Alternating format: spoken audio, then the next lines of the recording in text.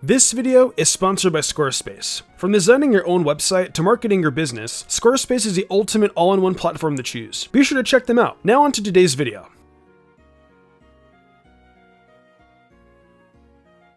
So if you guys have seen my best teams before, you'll know that I often talk about the difficulty of some games when building teams. Today, I decided I was going to take a look at just how difficult some Pokemon games are opposed to others. We're gonna rank them from easiest to hardest, but we will not be including remakes today, as I'll be saving that for another video. So just remember, you will not see Omega Ruby and Alpha Sapphire on this list, among other remakes. With that out of the way, let's jump right into this and find out what the hardest Pokemon games are. We're going to start off with the games I consider to be the easiest, and also a couple of games I don't particularly care for, Pokemon X and Y. The biggest reason why they're so easy is really due to the Mega Evolution mechanic being brand new at the time, and Game Freak's desire to let you try that new mechanic out. You're not going to have that hard of a time getting through the game when you're given a Lucario that will Mega Evolve and a Kanto starter along with its Mega Stone right near the beginning of the game. Though, just having such easy access to strong Pokemon isn't enough to make a game super easy, and you would think that having the most rivals in any Pokemon game to date would help X and Y be a more challenging experience. Well, unfortunately, that just isn't the case here, as all the rivals are absolute jokes. The gym leaders aren't all that difficult either, with perhaps Valerie being the only real challenge thanks to her fairy types. It's a bit unfortunate that, given everything that's so interesting in X and Y, that the games aren't all that hard to play through. You can easily make it through without even failing once if you try at all, and the only real time you might end up with a real challenge is when you take on Diantha at the end of the game. And even then, it's not that hard. I don't really like X and Y anyway, but it's sort of a shame that for the sake of showing off new mechanics, they made the games way too easy.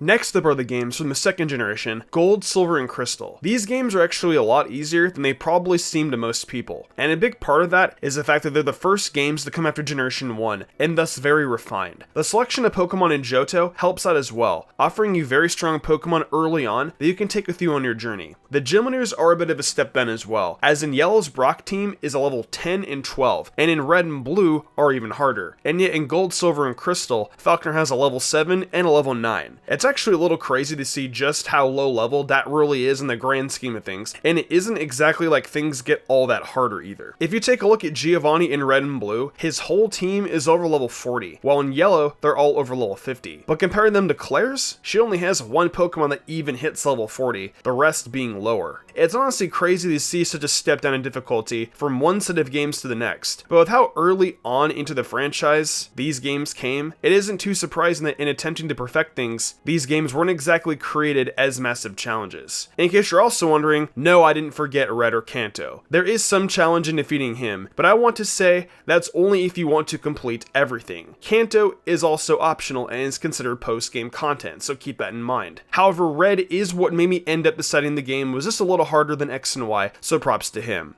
Following up on the Gen 2 games are Black and White. Despite the fact that these games feature a Pokédex made up of only Pokemon from their generation, this is only the second time this has happened since the original games back in the first gen. That's honestly the only thing that makes it at all difficult. Just being a Pokédex full of unrecognizable Pokemon to someone only familiar with the first 4 gens. Naturally, almost everyone at this point would probably know every Pokemon offered in Unova, but that doesn't change the fact that at the time of their release, that was a pretty major talking point. However, once you familiarize yourself with the Pokemon and the Pokedex for your initial playthrough, it becomes a bit easier of a game. The gyms in this game definitely pose a bit more of a challenge than the ones in Gold, Silver, and Crystal, boasting some higher levels this time around. Though they're really quite easy to deal with due to the fact that you're constantly being handed Pokemon that help you defeat the leader you're about to face off with. Right before you face off with the first gym, you're given one of those dang ugly monkeys that corresponds to the typing the gym leader will have, so you can have a type advantage in battle. As you progress through, you're constantly able to find overleveled Pokemon in the wild that will easily help you through gym battles as well, which makes things a lot easier if you're willing to cycle Pokemon through your team. I'll admit that some battles like the ones of Clay and Ghetsis definitely are a good challenge, but the rest of the game really does feel a lot easier than it should.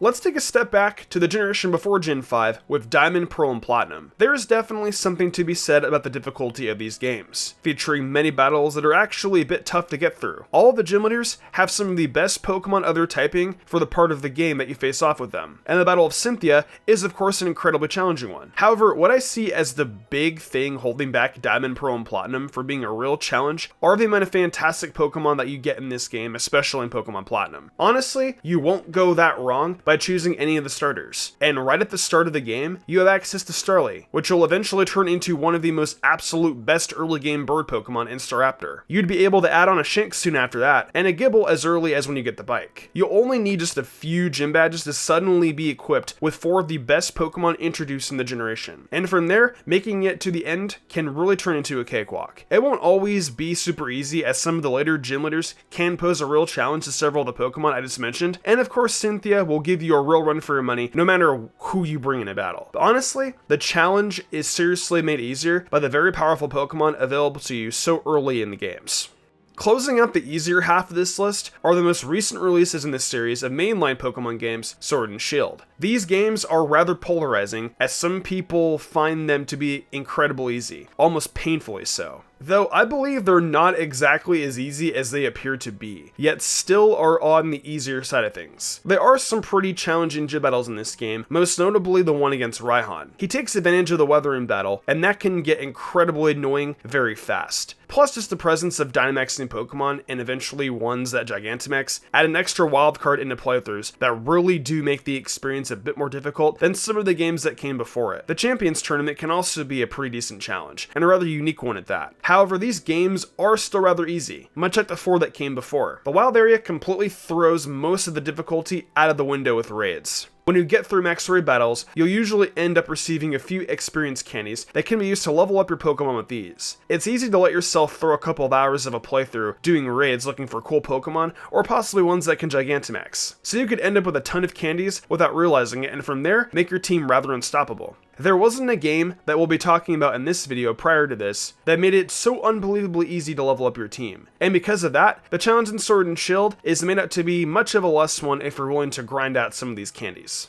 And of course, I once again have to give a big thanks to today's sponsor, Squarespace. As I've said before, creating a website can be a bit daunting if you had no prior experience in that field. But to me, I think Squarespace should be able to erase any fears that one might have, as the plethora of tools you'll have at your disposal should make it feel like a walk in the park. Creating a website can be as easy as you'd like with pre-made modern templates, or as intricate as you'd like with the options to insert your own code and much more. If you all are interested in taking advantage of any of these tools to create something to share with the world, or even just for you and your friends, be sure to check out squarespace.com/Mystic to get started, as you'll be able to save 10% off your first purchase of a website or domain using code Mystic.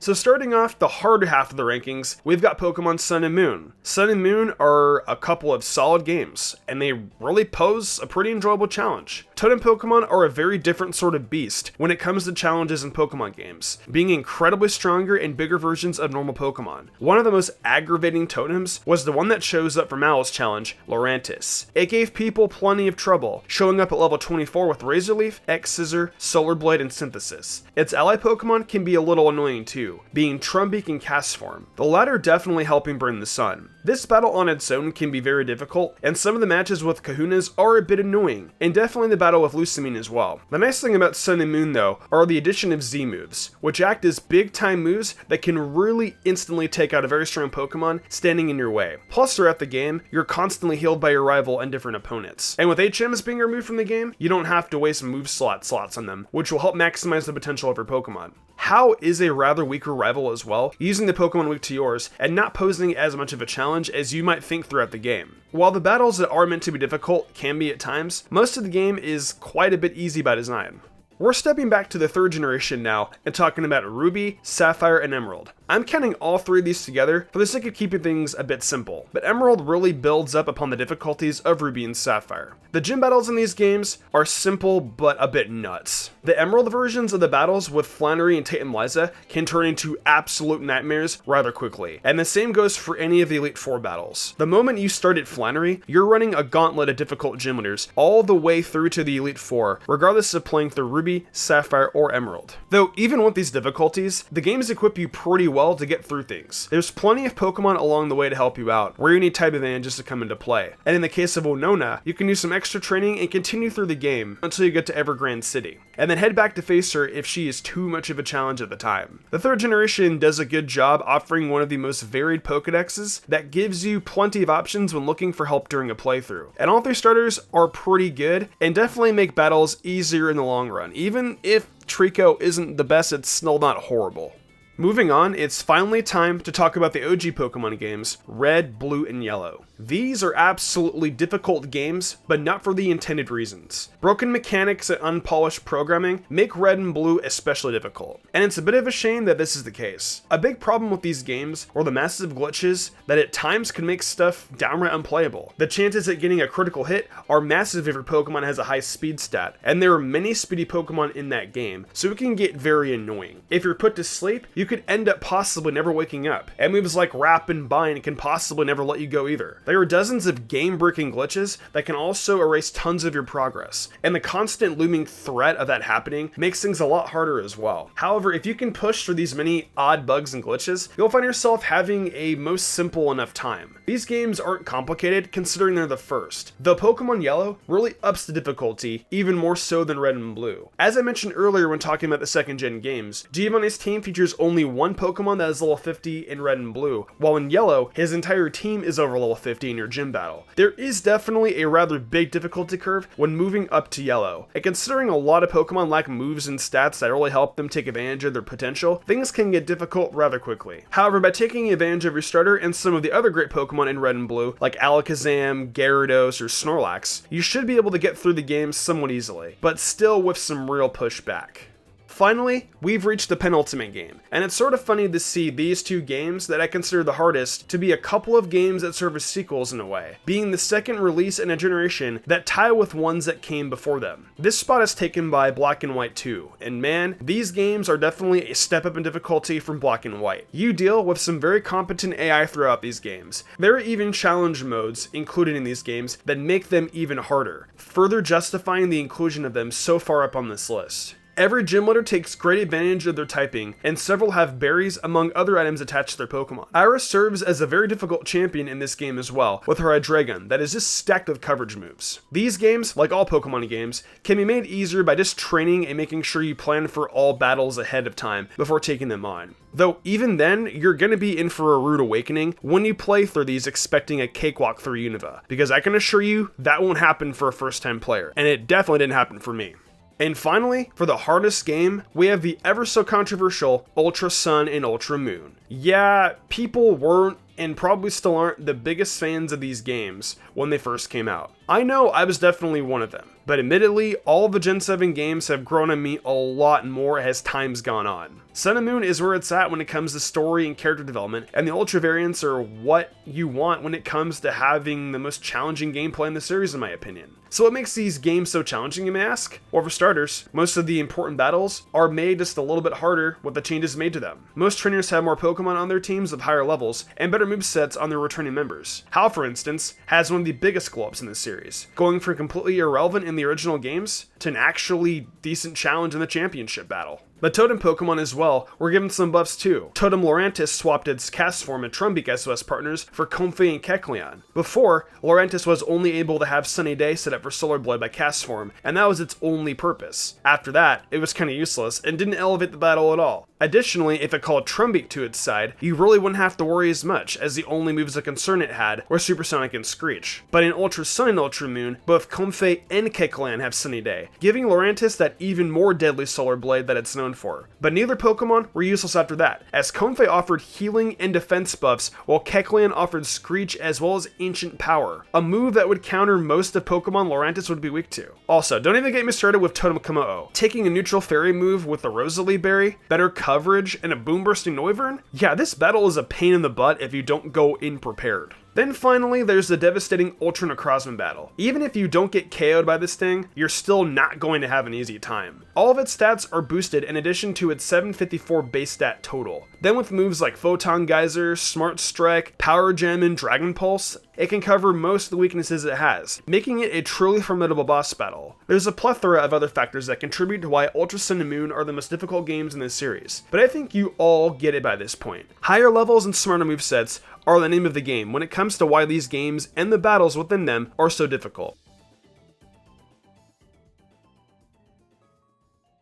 Well, that's gonna wrap up my rankings of all the Pokemon games, easiest to hardest. I know rankings like these can be very subjective as everyone plays the games differently, whether it be in terms of how they grind or the Pokemon they use. But I tried to be as objective as possible when giving my reasonings for why I find some games harder than others. But what do y'all think though? Do you think I nailed this one, or do you believe in a different one? Definitely let me know in the comments below. If you enjoyed the video, why not leave a like and subscribe to my channel with notifications on, that way you never miss an upload. If you want to support me further, consider following my Twitch where I stream a lot of Pokemon content and all kinds of other Nintendo content like Zelda, Fire Emblem, and much more. Also, I've been reviewing every episode of My Hero Academia Season 4 over on MysticSage, so head over there if you're into that too. I would love that a lot. Want to support me further in game called perks? Check out my Patreon. Daniel Leone, Lady Crimson, Memory Martin, The Lazy Leo, Matthew Young, Awesome Lego, Jarrett Weiss Austin, Sodden Grider, Nigma97, and Kermit117 did, and I want to thank them personally for going above and beyond. It means the world to me. I think I'm gonna wrap this up though. I'm Mr. Gumbrand, and I will see you in the future for more awesome Pokemon content.